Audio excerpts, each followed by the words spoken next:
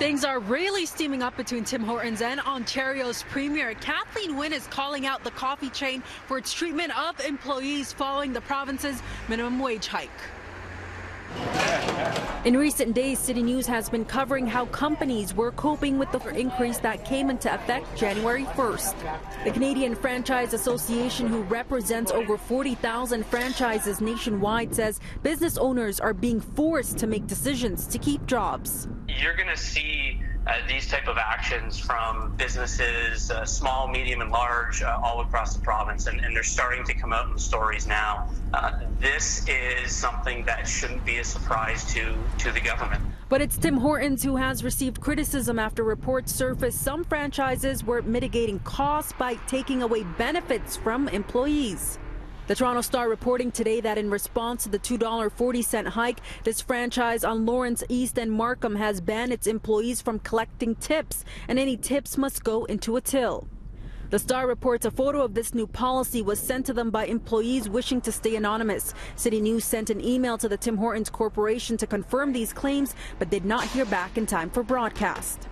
Further east in Cobourg, the Tim Hortons there drew criticism after a photo posted to Facebook by a customer showed a letter to staff saying there would be no more paid breaks and cuts were being made to employee benefits, including medical. These changes also supposedly made in response to the government increasing minimum wage.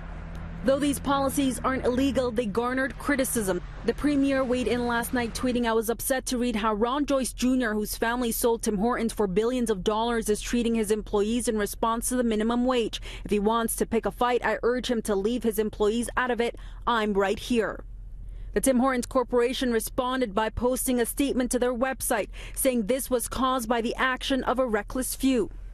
Part of that statement reads, "Let us be perfectly clear, these recent statements by a few restaurant owners and the unauthorized statements made to the media by a rogue group claiming to speak on behalf of Tim Hortons do not reflect the values of our brand, the view of our company, or the views of the overwhelming majority of our dedicated and hardworking restaurant owners." The Economic Development Minister also speaking out today, responding to how the province would be protecting employees impacted by the increase. Any business that wants to thwart our standards, our labor standards, in any way, will be called to question on that. So, if we are aware of any practices that are going on, whether it's as a result of the changes to the minimum wage, or just practices in general, we're always going to be very vigilant in ensuring that our standards are upheld.